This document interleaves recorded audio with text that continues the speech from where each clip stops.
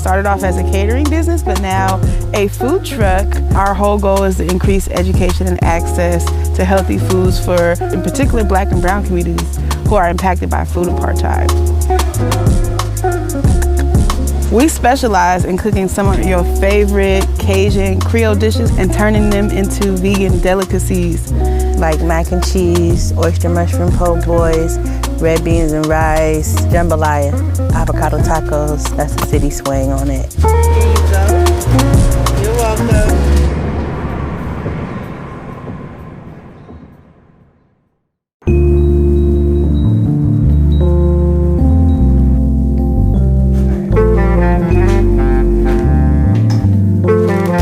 Business with my best friend is super fun. I think it gives me an upper hand in the business world because I trust her judgment. But sometimes, because we are friends, we argue. I know that she has my back and best interest, and we're both going towards the same goal.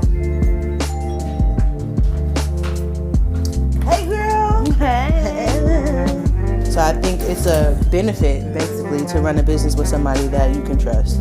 Ooh, I'm too tired of my neck. Girl, it's been a minute, I ain't seen you. Girl, look what I found. Look at this. Is you trying to blackmail me? I know growing up in the city that there's like this complex that, you know, we're Black girls, we're not supposed to be friends. Ronnishia tried to talk to me and I was like, I don't want to talk to her. That's you right there. Look at that. You know I braided my own hair too. You did good. You used to braid mine. Look at it. At this school, we were now considered the minority. So we actually started our activism together. We were protesting our teacher who made a racist comment. Since then, Ronnishia and I have been best friends. I could not imagine telling these two girls that we would be running a food truck. A very popular and delicious food truck. At all.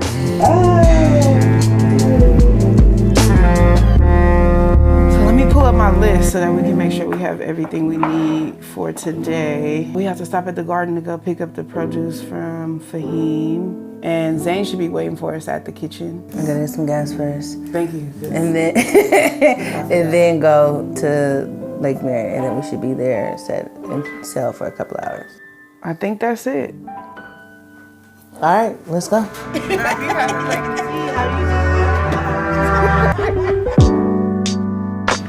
Lord.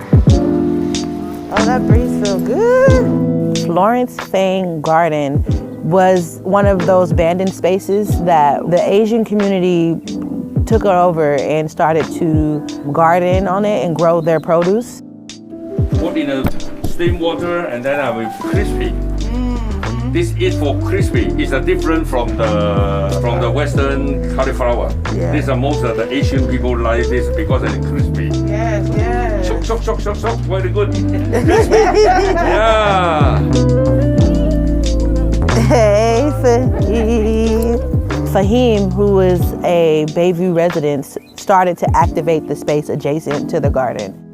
Some of this is like mixed in with collard greens.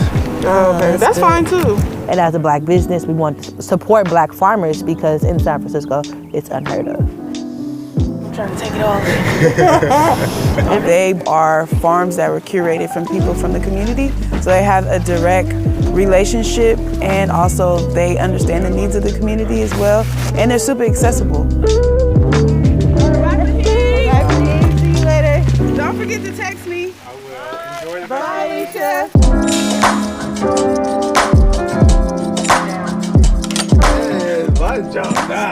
It is super hard to run a food truck business, like having to load the truck, all the permits that you need, along with the preparation. You know, usually in a restaurant space, you can get a lot of the goods that you buy delivered to the space, whereas in the food truck, to even run it, you have to have a commissary kitchen where you prep or cook majority of the food and also store the food because you can't store it on the truck.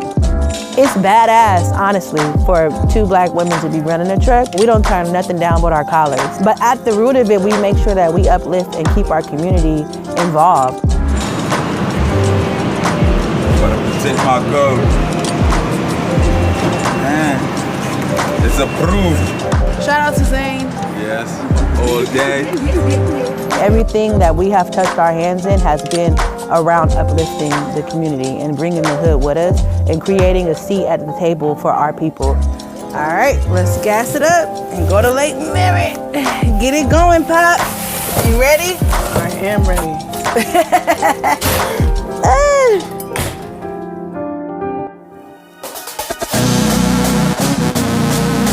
All right, y'all, you know how we do. We on our way to the lake. You see it, Pop? Yes, be there or be square.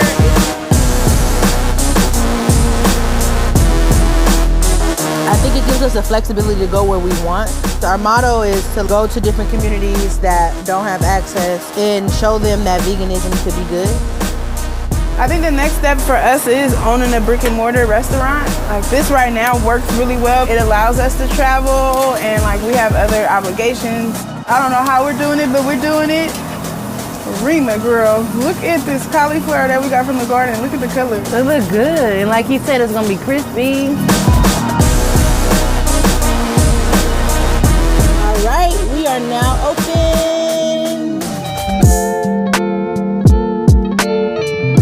We call ourselves like mostly Creole or Cajun based food. Rheema and I both take care of our grandmothers who actually are from Louisiana. The way we learned to cook was that they taught us how to cook in the kitchen. A lot of our early recipes and samples, we tested them with grandmothers, so we grandma approved. And we love to experiment, so we'll think of like what are your favorite kind of American or Cajun dishes and then find plants that'll emulate kind of the same essence or flavor. And that also have healthy healing properties, you know, like lion mane mushroom, we make mock steak. We'll also make crab out of it and it has a lot of different healing properties like helpful with memory loss, brain functioning. We also use a lot of jackfruit where we'll saute it, we can fry it up, we'll make a mock chicken out of it or like a pulled pork sandwich. A lot of our base are transitional vegans or people who are not vegan, and so we always have folks that are pretty skeptical about trying our dishes. And so when they come up to the truck and they're indecisive, I try to like walk them through the menu, but then also give them samples so they can try it. And we get a lot of, I don't like mushrooms. I give them a sample, and then usually when they get the sample, they're like, oh yeah, this is good. Yeah, and I think for our family too, for the longest, we just didn't tell them it was vegan. We just basically would bring the mac and cheese to the cookout, and they'd be like, who made this potato salad? Our potato salad is fire. I got a question. What y'all serve? Today we got tacos. Avocado tacos are popular. The Southern Girl, I think, is really delicious. After all the work, prepping all the food, all the meetings, going to the garden, getting the produce, being able to interact with the community, I think is like the most exciting piece of all of this. I really like being able to talk to people, and I'm very intentional in making sure that we know our customers' names. And she knows what they order, what they like to order all the time, what's going on. And I think it makes a difference because we think of ourselves as an extension of the community. And so I feel like the fact that we know our customers, we can converse with them and we're accessible is a testament to it. That's a wrap. And tomorrow, we got Heal the Hood. Period. Oh, that was a little... Better get some sleep.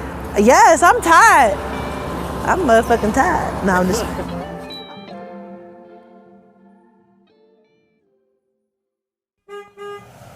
Hey, Big Hey, H. Big H.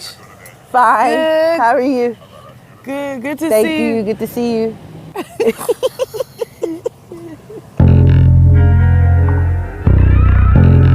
I was in college. I kept feeling like I had very, very low energy. So I went to the clinic. They ran my vitals and they were like, okay, well, your blood pressure is like super sky high to the point to where they wanted to put me on blood pressure medication. I felt like a lot of times when they put you on the medication, it doesn't necessarily solve the root of the issue and you become dependent. And I started doing some research and seeing the linkages between how what we eat impacts our blood pressure. I didn't immediately go vegan. I think I had stopped eating red meat and then chicken. And then over the years, I think once we transitioned back to San Francisco, I completely went vegan. I definitely think it became like just a conscious lifestyle shift to not only think about my health in general, but like what I'm eating and what I'm doing will impact my lifestyle. And then it challenged me because I thought she was batshit crazy, to be honest. We are both coming from families that are dealing with a lot of health issues. We're like, oh, it's hereditary, it's passed down, but we learned through the organizing and the knowledge that it's not. It's basically directed to what you eat. And so we just started to eat better and try to empower our friends and families to do the same. We had a friend, she actually had an event and where her caterer backed out at the last minute, and she was like, hey y'all, I know y'all cook, could you cater our event? And then that's where the vegan hood chefs came.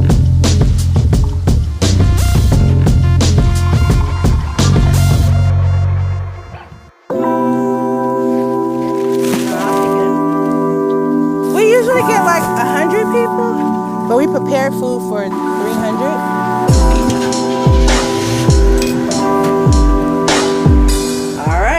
On our way to Heal the Hood. Truck is loaded and we are on our way. Thank you. You ready, Chris? I'm ready. Ready like spaghetti. Period. Vegan spaghetti. Make sure our refrigerator's locked. It is locked.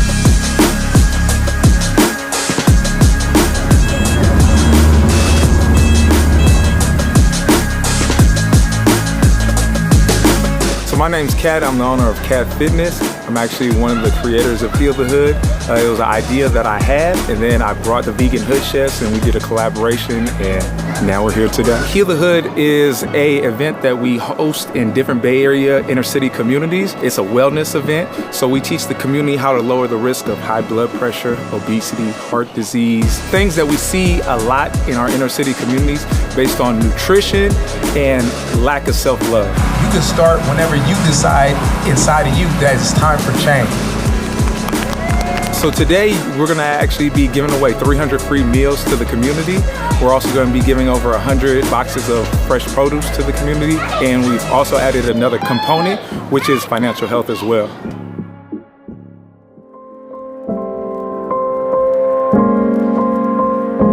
What's going in the bowls that we're giving out today is our cilantro lime rice. We have some sauteed mixed veggies, bell peppers, onion, mushrooms, some grilled zucchini. Then it's gonna be topped with our grilled pineapple salsa and our house garden sauce. It feels really, really good to be able to give food out to the community and for free, because I think people see the food truck pop up and they're like, oh my God, food, they're excited about it. And then once they get to the truck and we're like, hey, you don't gotta pay, it's free. They're usually super, super excited. And so it gives them an opportunity to taste the food. And then they're like, oh, it's vegan. And we can encourage them to try it. And they taste it and they're like, oh, okay. Like, this is bomb. It's a gateway into trying the rest of the food that we make. So in our produce boxes that we're giving out today, we got an assortment of fruit and vegetables. So we have collards, some onions, rice, okra. I think it's just a direct intention to be able to curate a space for people to experience joy as a representation of a healing practice as well too. That's the beauty of this business, is that we can create what reality looks like to women that look like us. As beautiful Black women, as big Black women, as thick Black women, as conscious Black women, as organizers. We want to be a representation that vegan food is for our community, which is why there's an emphasis on the hood, and also carrying on the traditions of what food means in our community. How do we get back to that, growing our own food, but then also cooking food that is healthy but still doesn't sacrifice our culture?